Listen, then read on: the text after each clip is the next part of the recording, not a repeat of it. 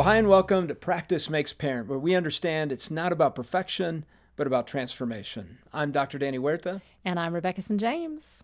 Well, on today's episode, we're going to talk with a licensed marriage and family therapist, Nicole Zasowski. Man, I love that last name. I know, Don't it's you so love that, cool. Rebecca? I love it. So cool. She's part of Mom Life U, and this is going to be a powerful conversation for any of our listeners who have suffered a loss, are feeling despair in their life, and are wondering how to pursue joy in the middle of it all.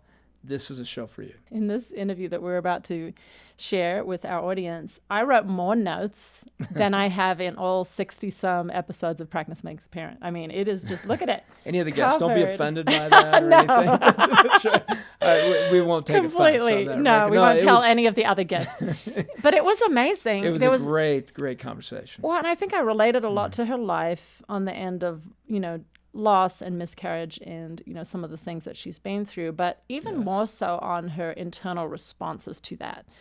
Because my brain often goes, and I think I, on a base level, I am pretty optimistic, but my brain, in my fear and my tendency towards worry and preparing for something that might be hard, I go, what if the other shoe does drop? Yeah. What if this worst thing happens? It's a different type of what if. And it's a self-protection. Yes. Yeah. And so there was just so much that she was speaking about that was speaking life to my heart and to the freedom and the joy in Jesus and the peace, the internal peace that is possible for every Christian. And it was very practical. Very practical. On how to bring this what if into a good place. Yes. Yeah. And she just spoke so much truth. I mean, there was so much truth. So I'm excited for our audience to hear this conversation today. Agree. Also coming up in this episode, we'll hear from a mom who is wanting to ask her daughter if she is sexually active or not, but doesn't know how to go about it. That's a question that quite a few of our listening audience might be asking that, and I'm excited to hear, Danny, what you'll have to say to them. So let's jump into our discussion with Nicole Zasowski as I ask her about her experiences with loss, grief, and redemption. Well, Nicole, thank you so much for joining us today. We're so glad that you're with us. We're excited. I'm honored to be here. Thank you. And Nicole, you are a licensed marriage and family therapist. You're a writer. You're a speaker. You have a really powerful testimony about loss, grief, redemption. Can you just share a little bit about that with us? Sure.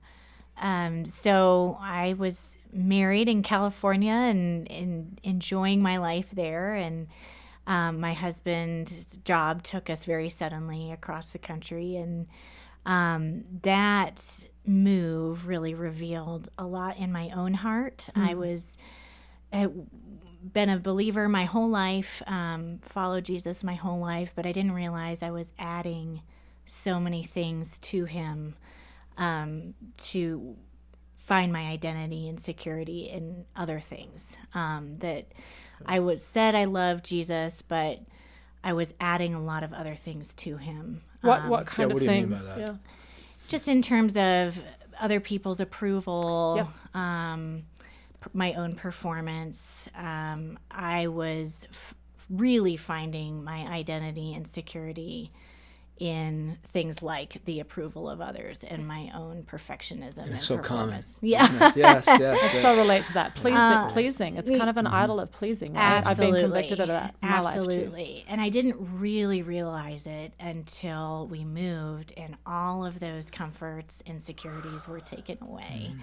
And I realized, who am I? I was asking, I felt really lost. Right on the heels of that, my husband and I went through a long season of infertility and pregnancy loss. We had 5 miscarriages in about as many years. That's a lot. Just that chronic, I have given the analogy often that it's like standing in the waves and just one wave after another. And how many years in were you when that was happening as far as your marriage? We'd been married about 5 years.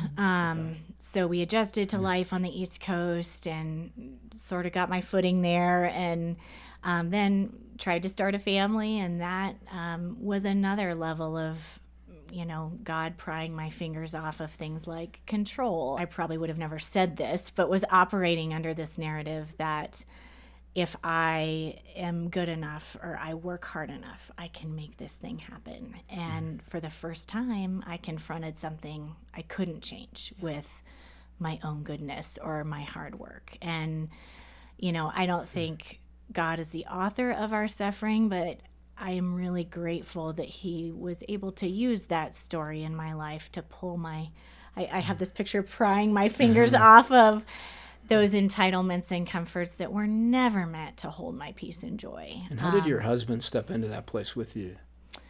Yeah, it was hard because we experienced it differently. And I knew this as a marriage therapist, that you can go through the same painful event, but the stories that you bring and the life experiences you bring to that event shape how you experience it.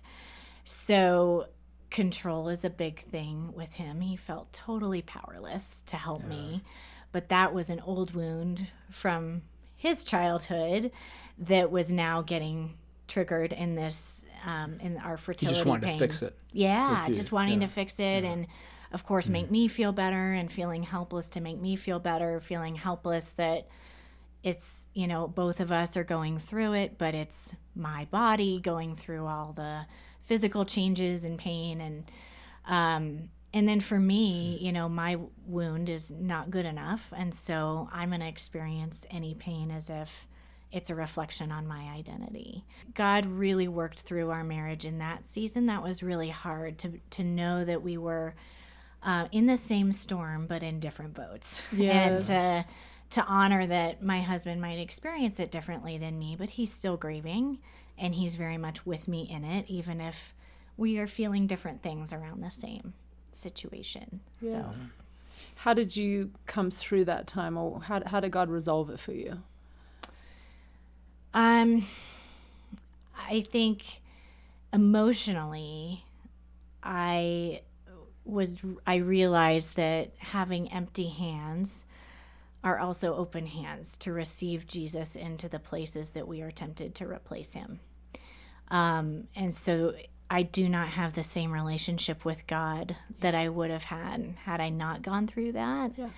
And I don't think God asks us to be grateful for the pain in our lives, but we can certainly, this is what the New Testament talks about, be thankful in the trial, because I do have a totally different relationship with God than I would have otherwise.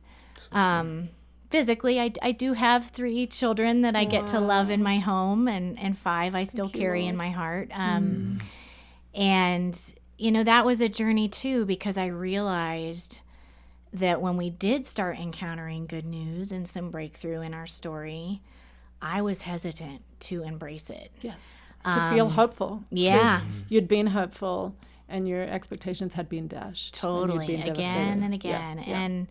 And so I was really sad and grieved, really, when one morning I woke up and I realized, I've experienced a lot of loss in my life. But a lot of the loss I've experienced has been my hesitancy and my refusal to embrace the gifts that God has put in my life, because I was terrified, waiting for the other shoe to drop. Definitely. And I learned I'm not alone, that joy is actually the most vulnerable feeling we feel, because when you hold something, it's automatically accompanied by the possibility of loss.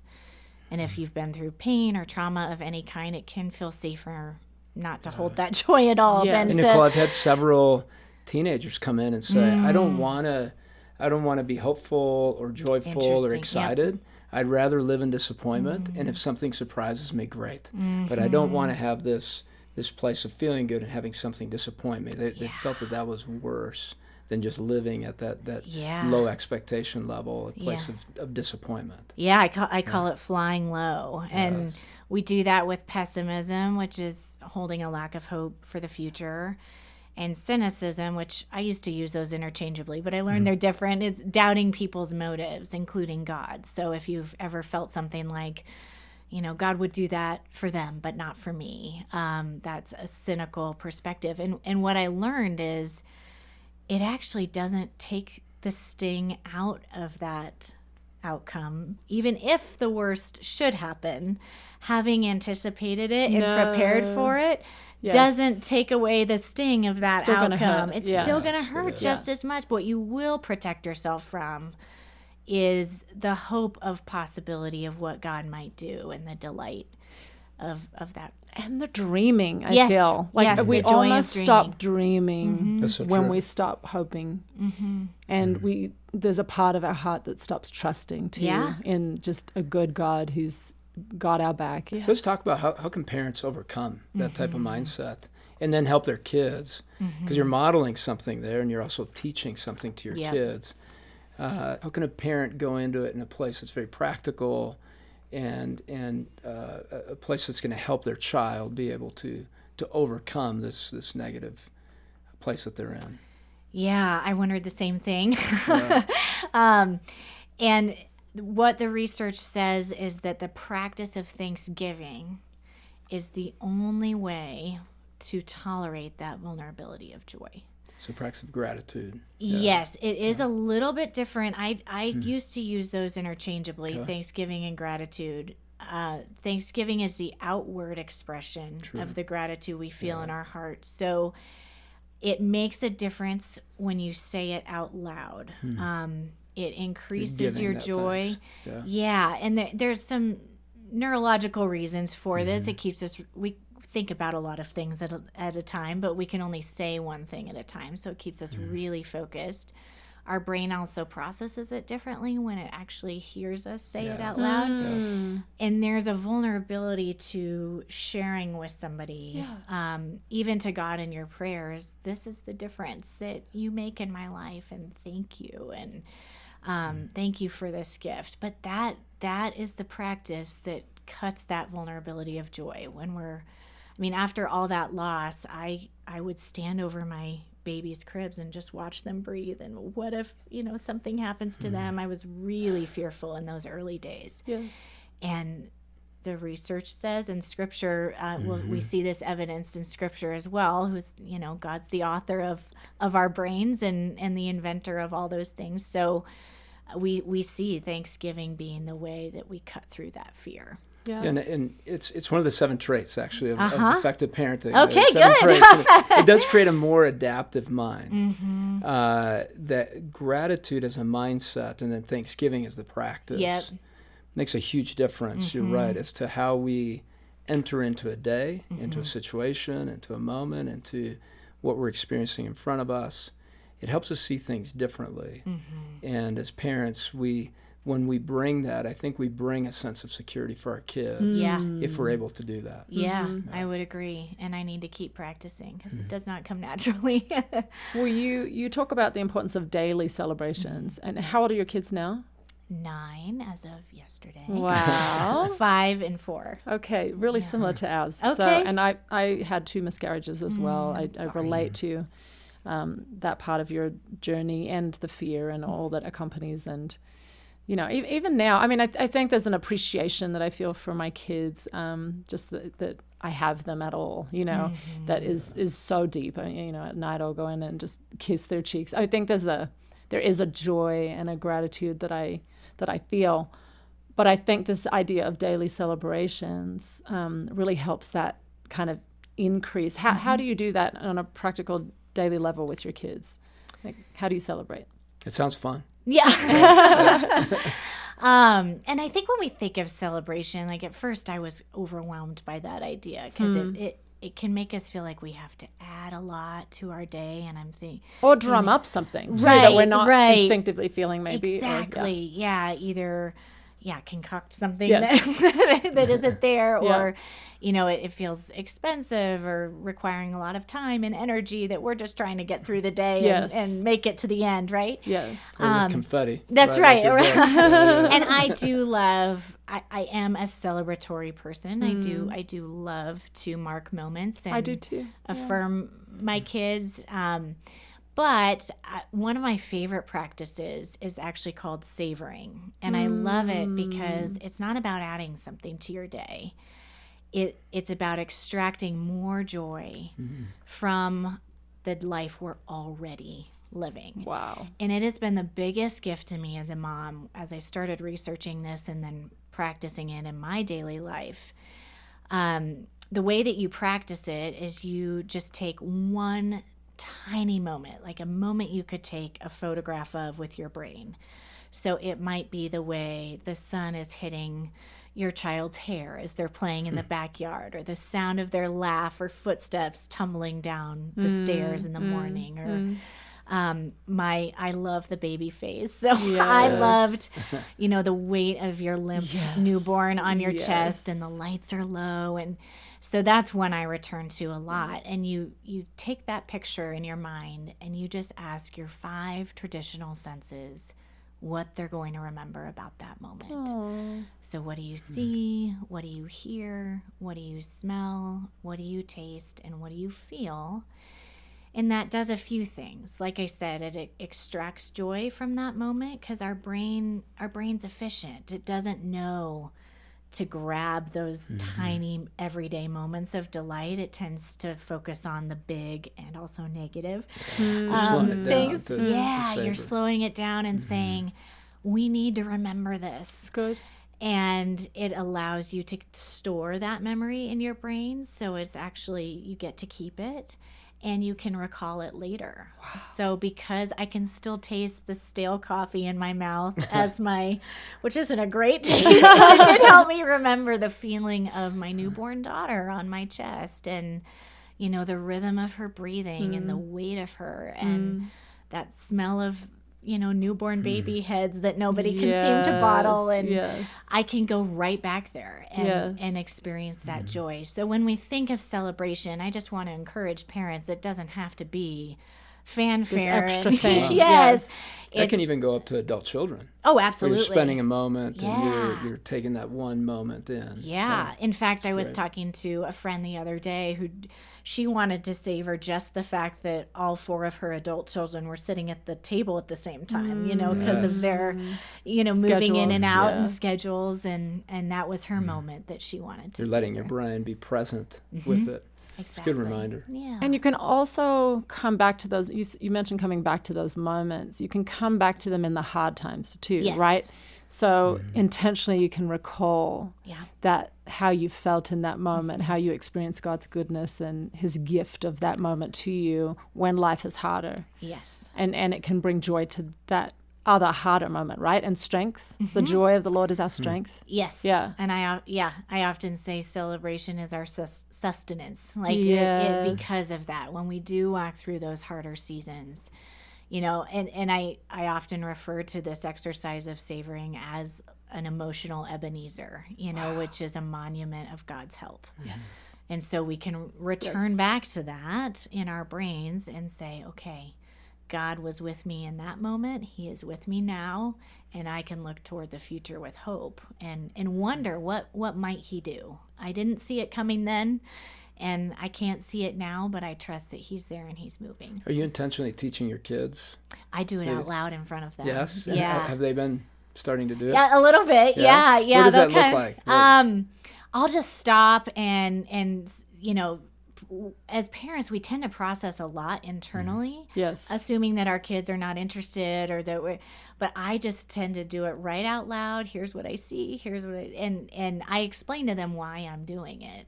So they don't think you're crazy. Right. Yeah. Well, they might. No, that's good. Just like, the research says that emotional regulation out loud in front of our kids. So helpful for kids. It's so helpful. Yes. And so if I'm feeling something, it's not a bad thing to name that hard feeling, but they get to watch me steward it well.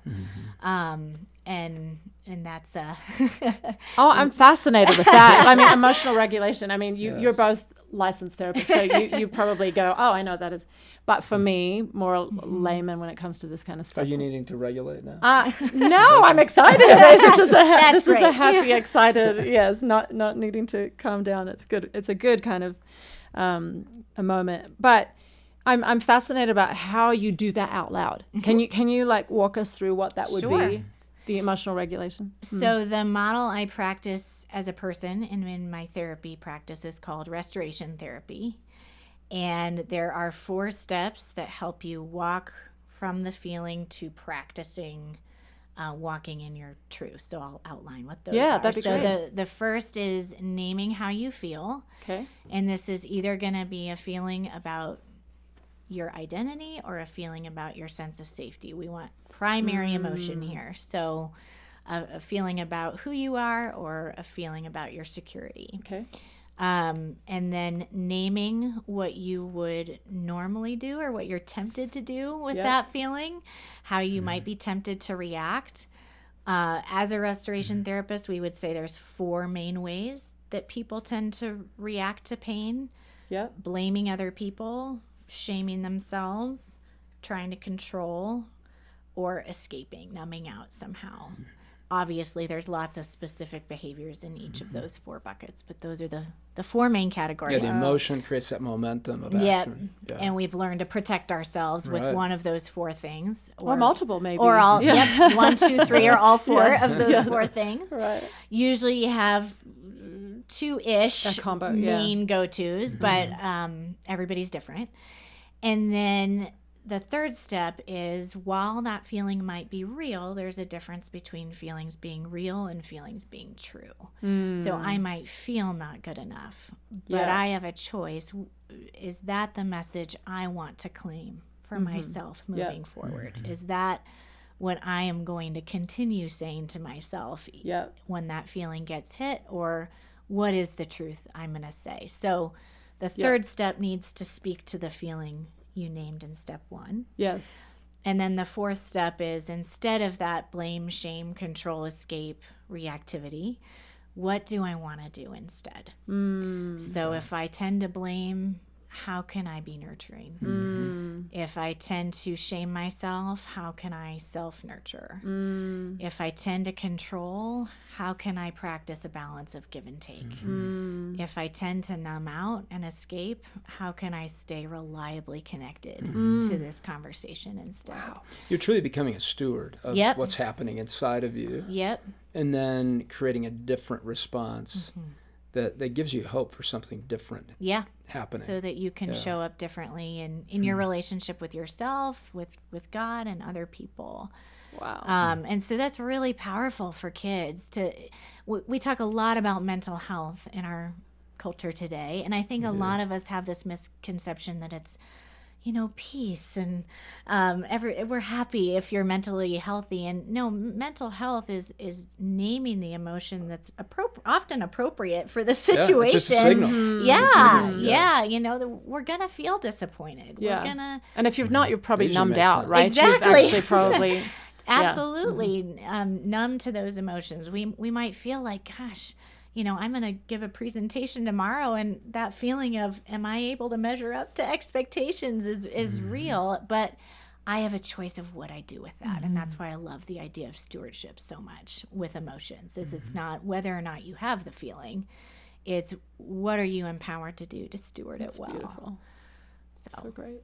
How can parents create a safe space that allows for their children to express joy, to express it freely without fear behind it?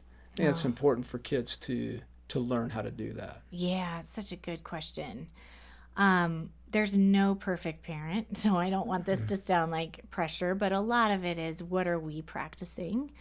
My big thing that I really have noticed, both as a counselor of adolescent clients and as a parent, and feeling convicted myself, is really challenging myself as a parent to celebrate in rhythm and not simply as a reaction to good news or a reward for an accomplishment. Because what I've noticed is in my clients is they consistently feel unworthy or not good enough. And it was so confusing to me because I'm familiar with these families. They're great parents. They're present. They're affirming. But what I noticed was not whether or not these kids were celebrated was the issue. It was the timing of celebration was always around their performance or some sort of achievement. And so I really try as a mom to celebrate personhood over performance. I am not suggesting we stop congratulating the A on the test or celebrating the big little league win, but if we can show our kids the vulnerability of celebration around who they are as people and affirm their character. Yes. The fact that we get to be together.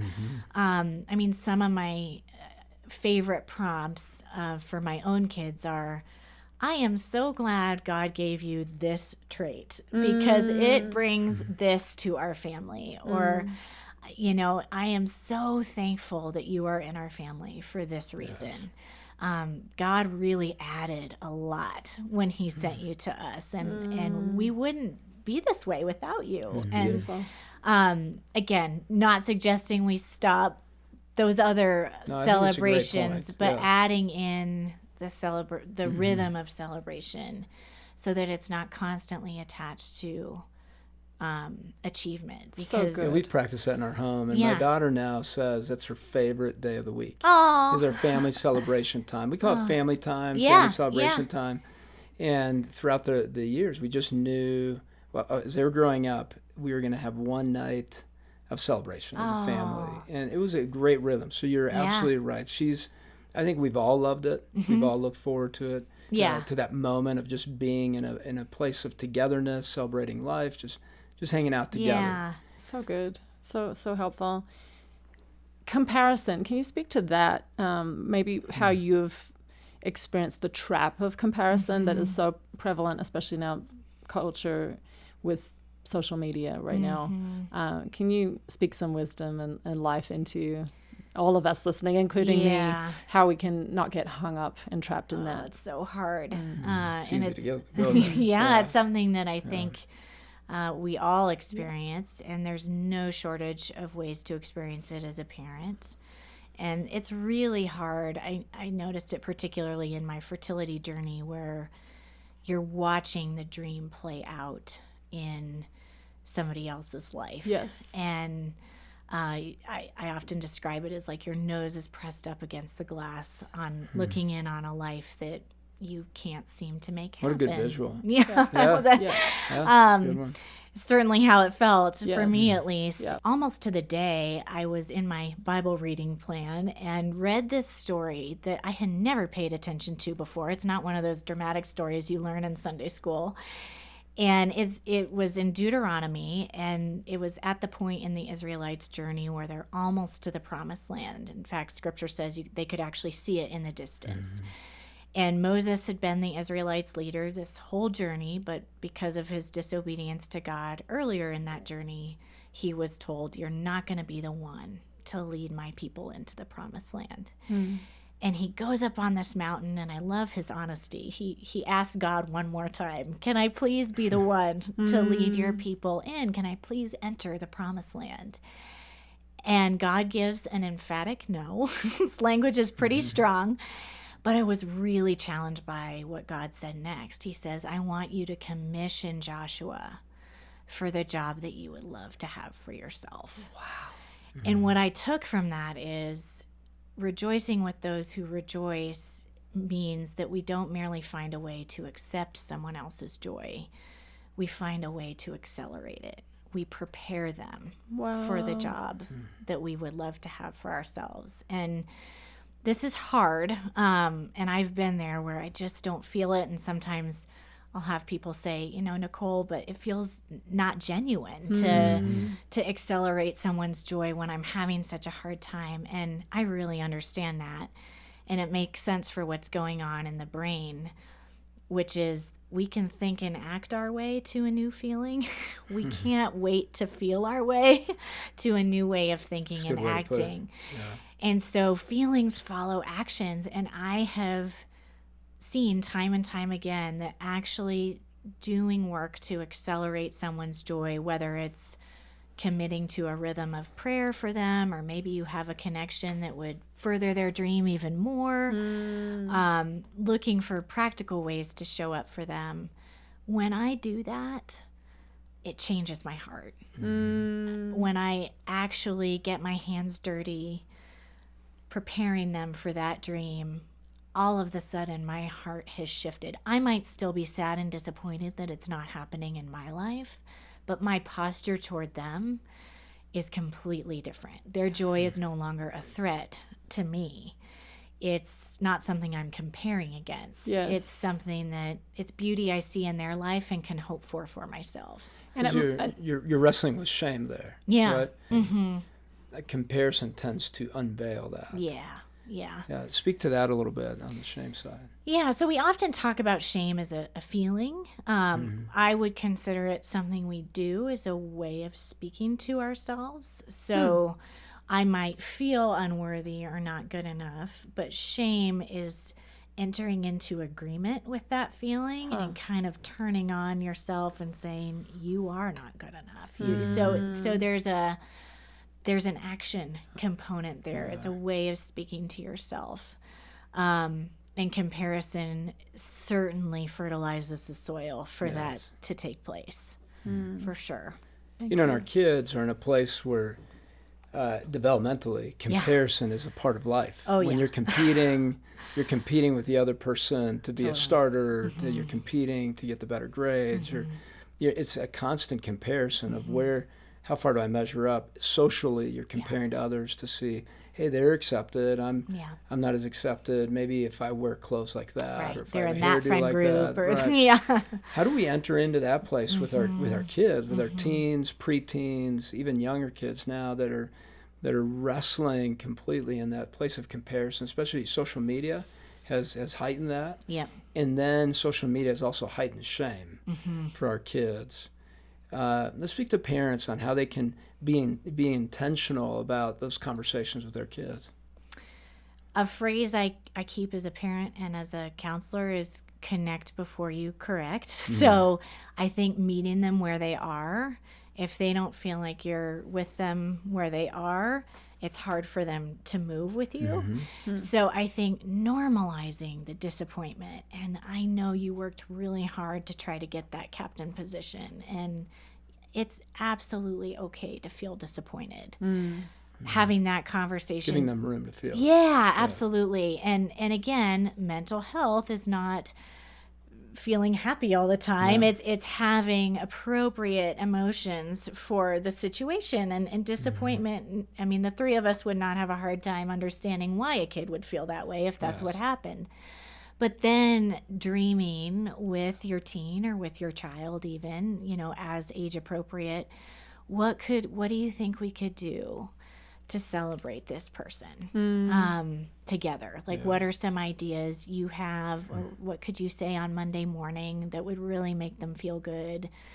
I've often shared with my kids, this has been hard for me, and I find that when I do look for ways to accelerate their joy, I feel a lot better. And it's really fun for the relationship to know that you could show up for them, even though that's something they probably know you wanted to, because it can be really isolating. Yes, absolutely. If we're the ones celebrating, we feel like we have to be quiet so we don't step on other people's toes, or if we're the one who's having a hard time, we feel like we can't rain on their parade. Whereas I think it teaches our kids to do both with the awareness that the other experience exists. So that's great. It's Maybe empathy. It's empathy. And it's I think sometimes with younger kids, especially the quieter kids, the peacemaker kids that don't want to accept or stir up the pot by making someone upset. Right. Drawing them out by saying, hey, I would imagine that you may compare yourself to somebody. Right. Who is that person? And why do you compare to that person? Help me learn about you. Yeah. Because it's normal to want to do that, and it can lead you into places that are just kind of darker and unhealthy, and I want to make sure I can speak some truth into that. Yeah. And then we're kids sometimes walk with shame. You can almost observe it in their body their language. Countenance, And maybe drawing that out as a parent, if you see that, just saying, hey, is there something you're wrestling with inside of you? Do you feel less than in certain places? And as a parent, man, you'll see kids come alive when they start to feel like you care about that deeper place, and you've normalized it. You use that word, normalizing some of this. That is so key with kids. Absolutely. As they're wrestling with this. And that blame, shame, control, escape that starts real early. Yes, it does. It does. I always say that's the part of the iceberg that's above the waterline. And so that we do not do those four things without being in emotional pain. So you mentioned if you're seeing this posture from your kid, that's just a clue to us as parents. Or Yes. so blame, shame, control, escape are just clues to us as parents. And you can draw them out. You Yeah, can show the curiosity yeah. that you're talking about, Danny. I love Curiosity, that. conjecture, even. Like, I'm wondering if you're feeling maybe something along these lines, like you were saying, and they will light up when they feel like Definitely. you're interested, first of all, and that, oh, I thought I was crazy or bad or wrong for feeling this way, and it might be normal, or I'm not alone. Yes. We've just got a couple of minutes left in this conversation, which has been so fantastic. Again, I've written more notes today than I think just, many, many days past of podcasting. It's great. Last thought, gratitude plays a significant role in joy. How do we encourage our kids, just on a practical, like what's one way that we can practice gratitude with our kids every day? I think we think of, around the table, highs, lows, you know. I think a lot of us know that as a tool, but what's another way that we can encourage them to be grateful? Which really is lowering their sense of entitlement. Yep. Because there's a lot of entitlement, I think, in the generation that's being raised right now. Yes. How do we lower that? How do we increase the gratitude? So a policy, I live near New York City, and there's signs everywhere that say, if you see something, say something. Yes. It obviously has an ominous meaning. Yes. I've adopted that phrase in a happier context, and cool. I've made that my prompt, my phrase that prompts me toward Thanksgiving. Wow. So if I feel something or if I see something, say it out loud. Because often I catch myself all the time feeling something or thinking something, and I just don't take the energy to say, wow, God, the colors of that sunset are insane. I mean, and so I'll try to put it in more kid language in front of my kids, like, God painted that. Yes. Don't you love the colors he used on that flower or in that sunset? Or, wow, I am so glad that God picked me to be your parent. Of all the 2 sons I could have in the world, I would pick you 2. Or same with my daughter. Yeah. So I try to, this can be such a private experience. We talk about gratitude journals, those are so beneficial in noticing and naming what is good. But I find so much more benefit, and if you feel something or think something, say it out loud. That's because your kids will learn this language. Yes. They learn language by listening to us talk. Yes. And so they'll learn, this will become part of their everyday awareness. Yes. And then when they see colors that really spark joy for them, they're going to say, thank you, God. Thanksgiving is how we celebrate the gift with the giver. And so when we think about the giver of all good gifts, Thanksgiving is how we celebrate God's gifts with him. That's fantastic. Which is a huge relational benefit to our relationship with God, too. Love that. Psalm 16:11 says, "You make known to me the path of life. In your presence there's fullness of joy." And being able to recognize his presence. And I'm going to say it out loud. We're thankful that you were on this podcast with us. Absolutely. Really thankful to be here, too. Danny, I absolutely loved this conversation so much. I mean, there was so many huge, I would say even epiphanies for me of just going, oh my goodness, I want to work that into my life. Yeah, I saw you writing notes the whole time. Writing furiously. Yes. I mean, even just this concept of what we do, in these situations to try to deal with the blows of life. We blame, we shame, we control, we numb. Even just having language around that, it's almost like that awareness helps us to steer clear of some of those normal pathways. Impulses, right? And as a human. And to address those and do something different. That's what she talked about. And then when she said, shame is active, it's a way of speaking to ourselves. I see that. I see how I mull over things and how I can kind of spin on life situations and stick in this place of shame instead of just going, Lord, I'm hurting about this. I bring my grief to you. Give me truth, speak to my heart, speak comfort to my heart right now. I need you. Yes. And so that was so wonderful and challenging to me. I loved also this whole idea of connect before you correct, wow. Like she just had It's these important, like yeah, those these little one-liners yes, that I'm yes, just you like, did. man, I think I just need to write these up on a wall, look Yeah. at them every day. But even just saying, before you're correcting your child, just connect with them and say, hey, I see what you're feeling. I understand that. So important to do that. Yeah, it's Yes, okay. Tell yes. me a little bit more about that. And then how can we kind of pivot to something that's more truth-filled? Yeah, she had some great tools for parents to take. Very practical, very applicable to the day-to-day rhythm. And she did talk about rhythms that we need to have in our home and that rhythm of celebration. Gratitude. I did love this idea of the savoring. Yes. It's something that we forget to do. I think we all know it. Yes. And when you savor your food, you may have, let's say, cheesecake. You take it in and you're like, man, it's going to go so quick, that little piece of cheesecake. And you want to savor it.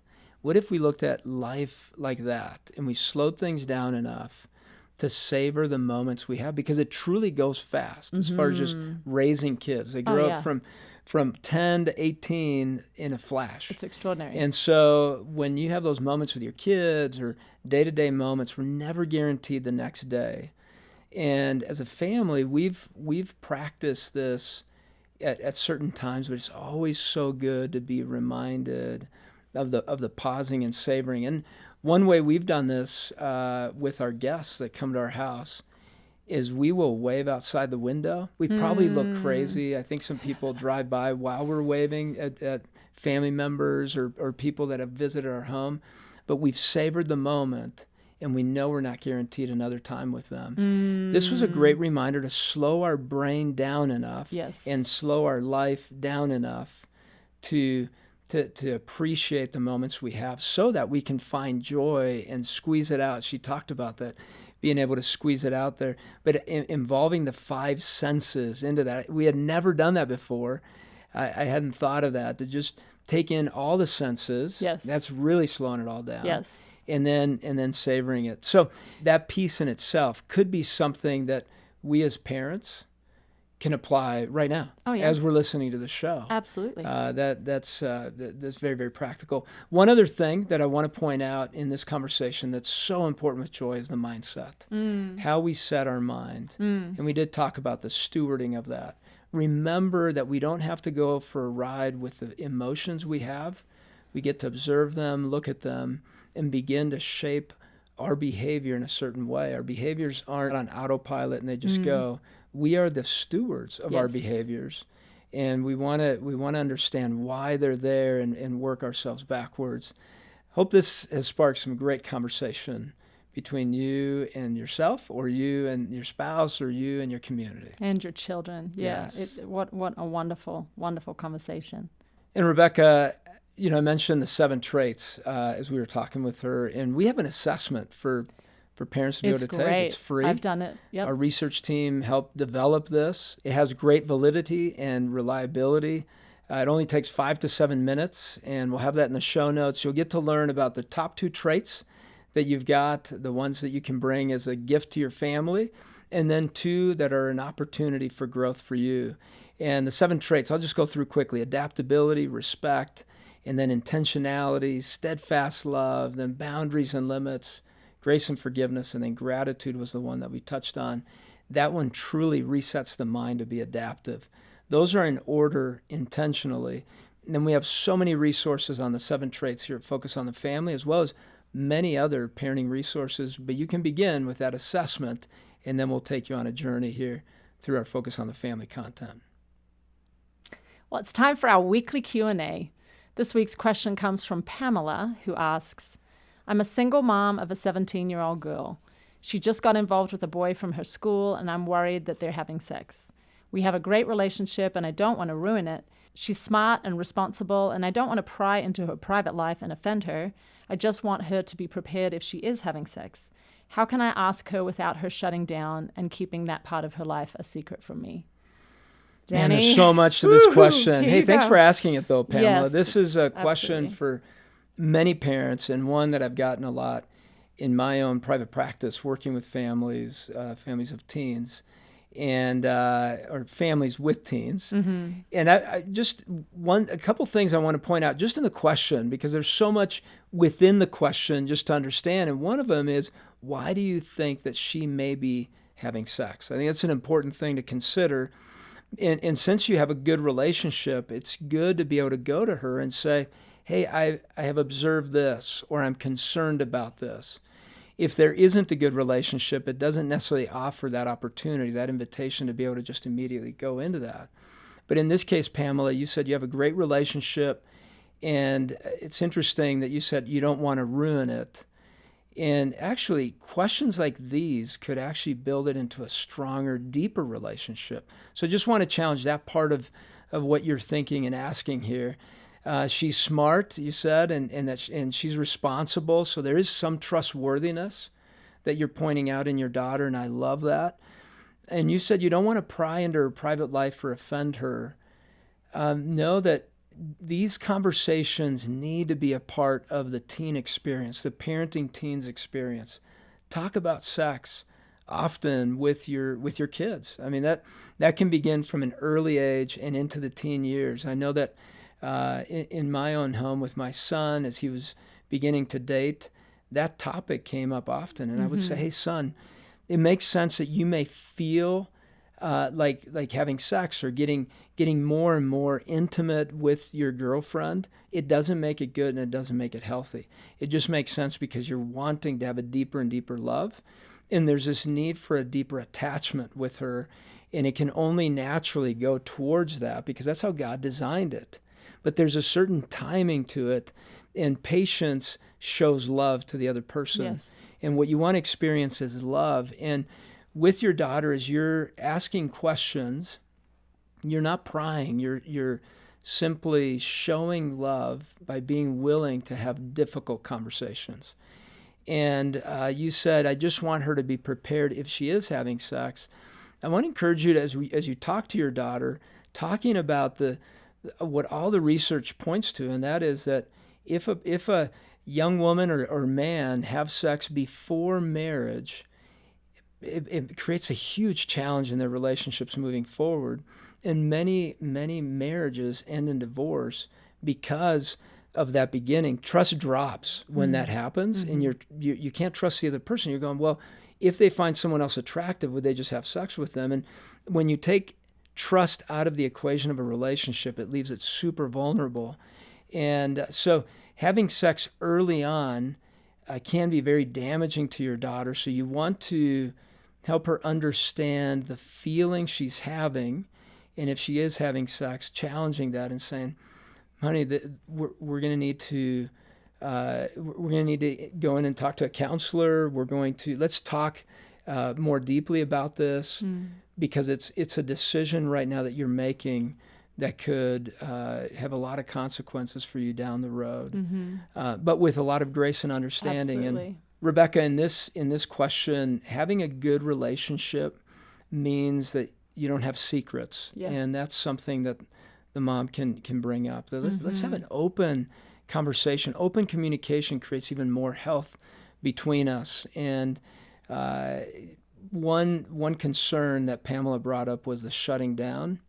When there's a shutting down, there's a self-protection there. Call that out as well. Hey, I know that you're protecting something, and maybe it's because you don't want to lose something you know that you probably should.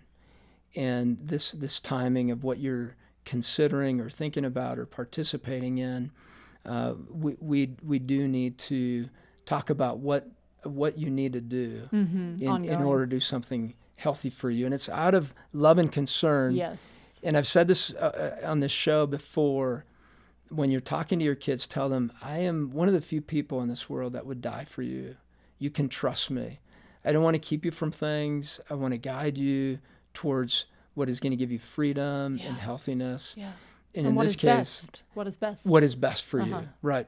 But key words with teenagers, my observation is, or I'm concerned about. That's good.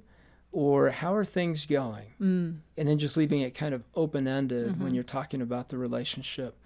Those types of questions may get your teen talking. And Danny, you said something a second ago too that I think is really important to note about grace. Speaking to that if she has had sex, that she can start over today and make some different choices that are better for her future, and not continue in that path. I think a lot of young people feel, oh, well, I've already had sex, I might as well keep doing this. But that she, as she practices this waiting and this patience, is setting herself up for a strong marriage in the future. So, but there's the grace and the forgiveness that comes from God. And so speaking that. There's a gift to that investment, is what you're saying. And being able to be patient with their response. They may be frustrated with you. They may shut down, all kinds of things.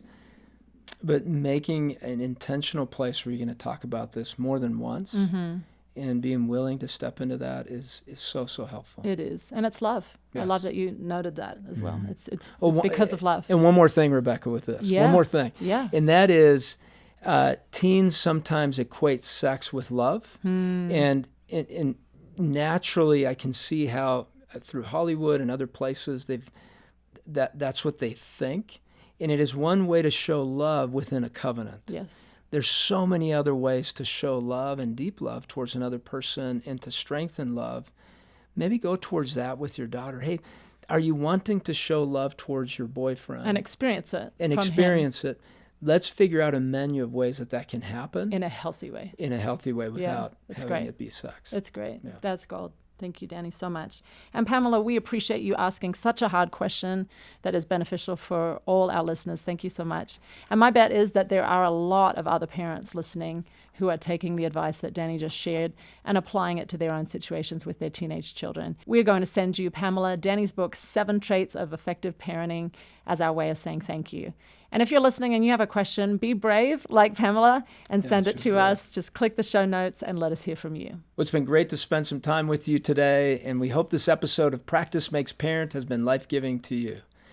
We have some great conversations coming your way every week, so make sure to share the link to this podcast with your friends and your family. We're so excited to share that our team is putting together some great ways for you to interact with us, and we'll be giving you more of those details in our upcoming episodes. I'm Dr. Danny Huerta. And I'm Rebecca St. James. Join us again next time for more tips for transforming your parenting on Practice Makes Parent.